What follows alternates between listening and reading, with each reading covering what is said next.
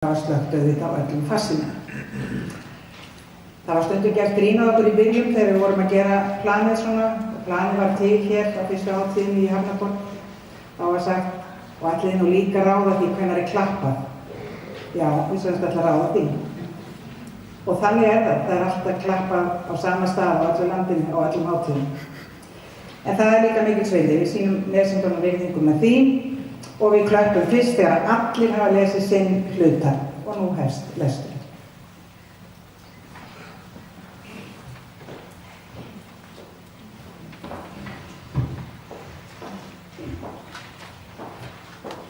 Í rökkrinu sér hann hvar Lína stendur með krókstjakann og hvernig henni tekst fimlega að forða því að aldan gusist yfir þau. Hún sveigir fram hjá 2 smáskerjum í leiðinni. Hringur dáist að henni. Hún er sko góð í þessu. Ógeðslega var þessi stór, æpir hún æst. Og vá, sjáðu þessa næstu. Úff, hún er ennþá stærri. Lína stendur gleiðfætt, tilbúin að mæta næstu öldu. Hún er einbeitt en líka svolítið skelkuð á svip. Þetta er svo æðislega góður bátur hjá okkur, Lína. Happadísin hlýtur að standast þetta, kallar Hringur upp örvandi til hennar gegnum öldugníin. En Lína hefur engan tíma til að svara. Kannski heyrir hún ekki einu sinni í honum. Það er vissara að hafa athyglina í lagi. Hér er svo mikið af skerjum sem gætu hæglega malað happadísina mélinu smærra ef hún lenti harkalega á þeim. Sér í lagi hérna næst landi. Það er því eins gott að þau komi sér sem allra fyrst lengra út á hafið. Lína notar langan stjakann og alla sína krafta til að fleyta þeim áfram. Smám saman fækkar skerjunum og allt í einu nær stjakinn ekki lengur til botns. Þá er ekkert gagn í honum lengur og ekki annað að ræða en grípa til áranna og róa af alefli.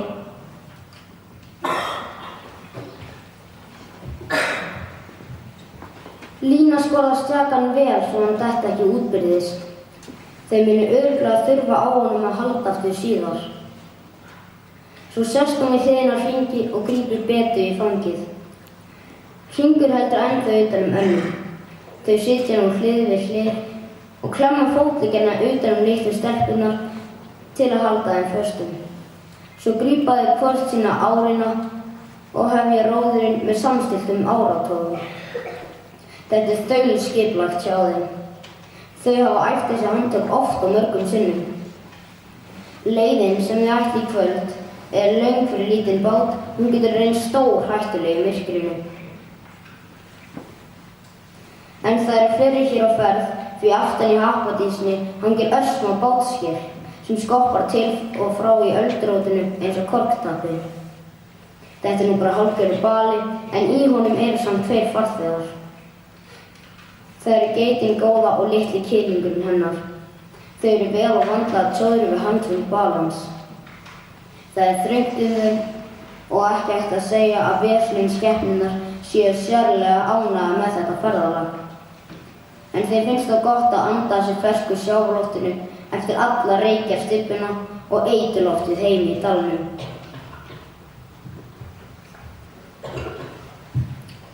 Geitamamma stendur sér eins og hetja. Hún hvílir framlappirnar á brún balans, reisir höfuðið og hnusar virðulega upp í vindinn. Hún horfir hvössum augum út á hafið.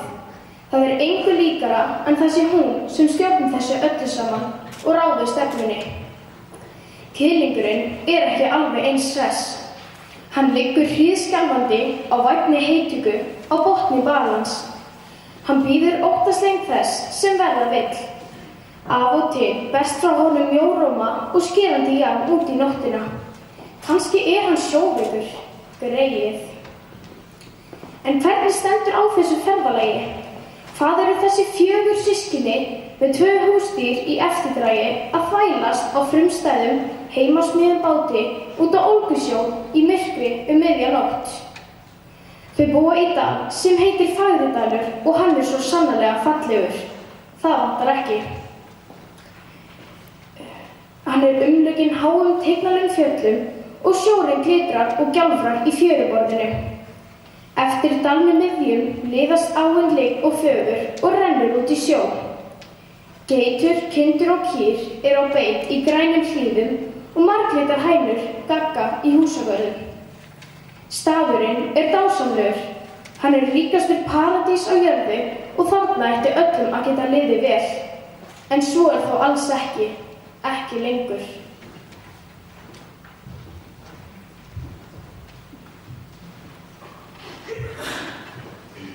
Nú svo komið að það nánast ólíft í Fagradal. Ástandið hefur farið hríðversnandi og orðið alveg óþolandi. Því fullorðna fólkinu í þessum fallega dal og þar af meðal foreldrum Hreins og Línu ekki treystandi lengur. Það hefur brugðist. Áin sem rennur eftir dalnum endilöngum og skiptir honum í tvennt fékk einhvern tíma nafnið Silfra. Það nafn hæfði henni vel því hún var svo kristaltær og glitrandi. Á sólskinstökum var vatnið henni einnig líkast fljótandi silfri. Þar svömmuðu endur og svanir, himbrima og flóðgáðar og þar var hægt að krækja sér í silung og stundum lax. Í Fagradal standa tvö allstór þorp, hvort á sínum árbakkanum. Þau heita Vesturhlíð og Austurhlíð. Fjölskylda Hreins og Línu hefur átt heima á vestari bakkanum og því elstu menn muna. Fólkið sem býr á austri bakka árinnar hefur líka átt heima þarna lengi. Samskiptin milli fólksins í þorpunum tveimur voru vitsamleg og góð og í sameiningu byggðu þau stórglæsilega brú yfir ána. Eftir það var miklu auðveldara að skiptast á varningi og eiga ýmiss konar samskipti. Í Vesturhlíð var blómlegur matvælaiðnaður. Þar voru til dæmis framleiddir gómsætir geitaostar og hænurnar þar vörtu sérdeilis kraftmiklum og bragðgóðum eggjum.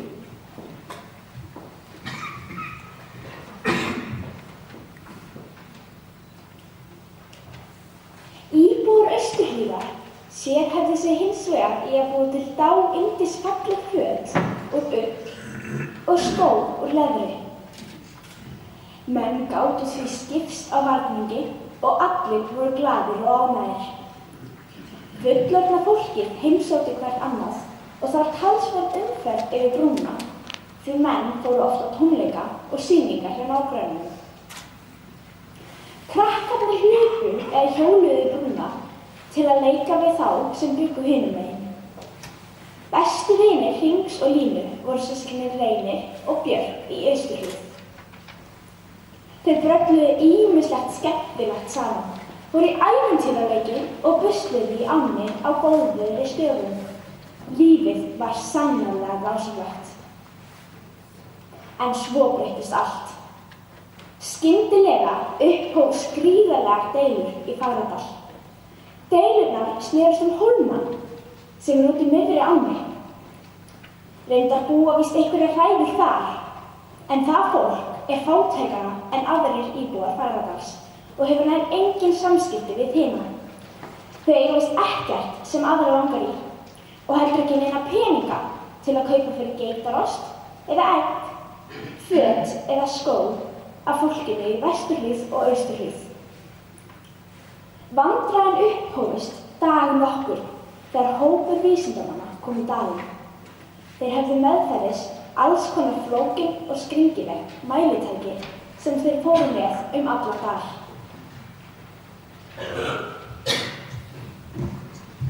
Íbúarnir fylgdust forvitnir með og brátt var að kvisast út, bæði í Austurhlíð og Vesturhlíð, að vísindamennirnir hefðu uppgötvað dýrmæta auðlind í hólmunum í miðri ánni. Að þar var í jörðinni afar sjaldgæfur og verðmætur málmur sem eftirsóttur út allan heim og við mikilvægu framleiðslu á alls kyns dýru tæknivarningi sem allir lega. Þá var friðurinn úti. Það kom nefnilega í ljós að bæði Vesturhlíðar og Austurhlíðarfólki taldi sig eiga hólmann og allt sem honum fylgir. Ekki Ekki leið á löngu þar til upphófst gríðarlegar deilur og rifrildi. Menn hættu alveg að geta umgengist þá sem byggu hinum megin við ána. Fyrst voru þau bara dónalegir og leiðilegir og hver í annars skarð, en síðan fóru íbúarnir að haga sér enn verr. Allt logaði í blóðugum slagsvangum og stympingum. Að lokum var barist hólmann. Það var skollið á stríð. Á endanum var brúin rifin, en austurhlíðingar voru hins vegar fljótu til og byggðu sér nýja brú frá bakkanum Sínmegin og yfir í hólmann. Þá rauk vesturhlíðar fólkið upp til handa og fóta og gerði slíkt sama frá sinni hlið. Vopnaðir verðir, gráir fyrir járnum, voru látnir gæta brúna og þeir gerðu allt sem þeir gátu til að koma í veg fyrir að fólk frá gagnstæðum bakka kæmist yfir í hólmann.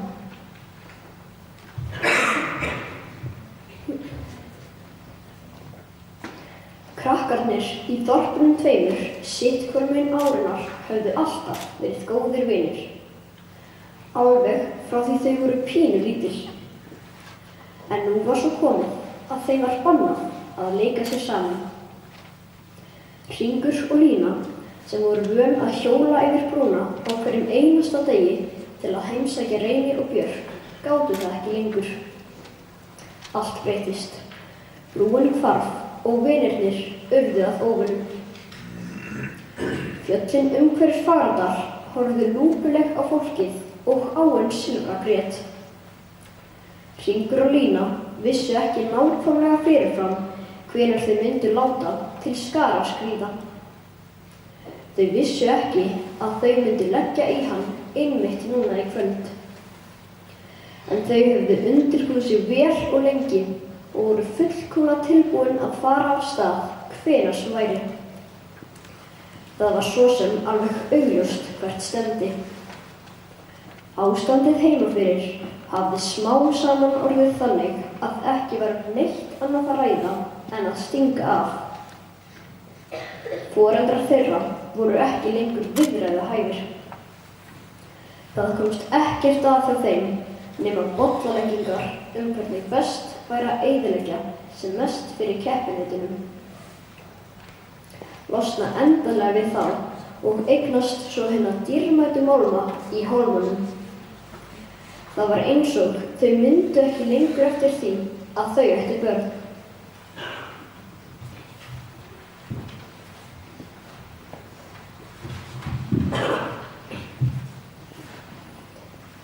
Það var ekki búandi við þetta lengur. Þetta var orðið óbærilegt. Það var Lína sem nefndi það fyrst að réttast væri að þau færu, tækju saman föggur sínar og legðu af stað, bara eitthvert burt, legðu á flótta. Hringi leist undir eins vel á hugmyndina. Hann var orðinn svo uppgefinn á þessu öllu að hann var meira en til í að stinga af. En svo fór hann að hugsa litlu stelpurnar, systur þeirra. En Lína, sagði hann, hvað verður Önnu og Betu ef við förum? Við getum ekki bara skilið þær eftir hérna. Ef ástandið of slæmt fyrir okkur, þá það sko ekkert skárra fyrir þær. Svo velti hann þessu fyrir sér ofur litla stund. En ég alveg til í þetta ef þær fá að koma með okkur. Lína leit á hann þung á brún og svaraði ekki strax. Hringur vissi nákvæmlega hvað var að brjótast í höfðinu á henni. Nei, það gengur ekki. Það alltaf ekki vesen að taka smábörn með í svona ferð. En á hinn bóginn. Jú, auðvitað hefur Hringur rétt fyrir sér, eins og alltaf. Allt í lagi, dæsti hún loks. Gerum það þá. Við tökum þær með.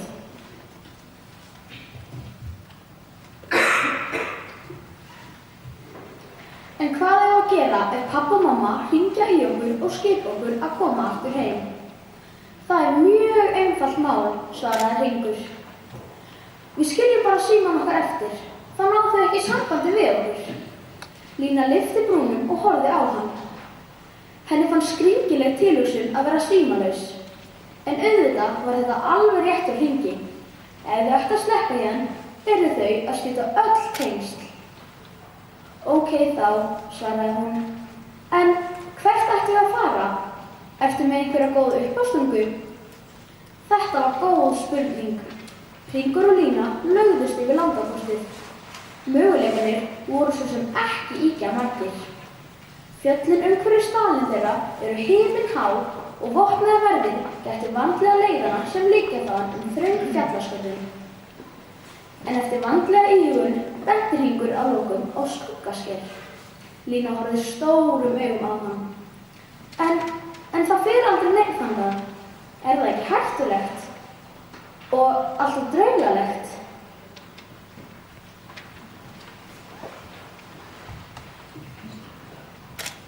En aftur að sjóferðinni.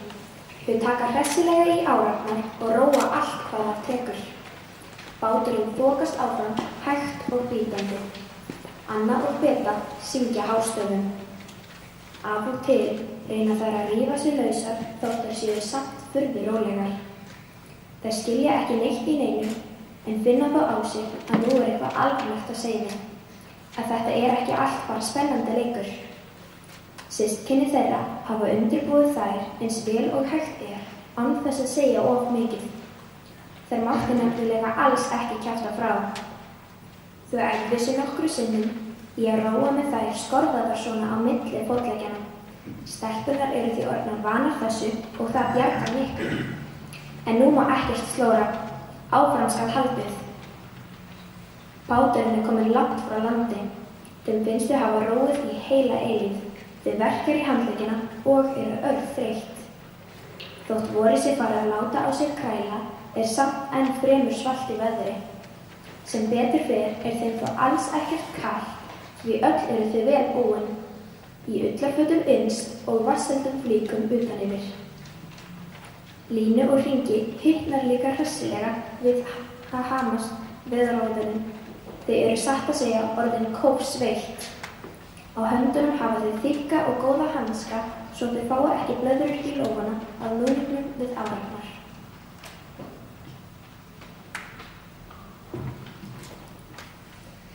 En engir hanskar geta þó útlokað þreytuna sem sækir stöðugt á. Balinn með geitunum léttir heldur ekki róðurinn. Brátt verða kraftar þeirra þrotum.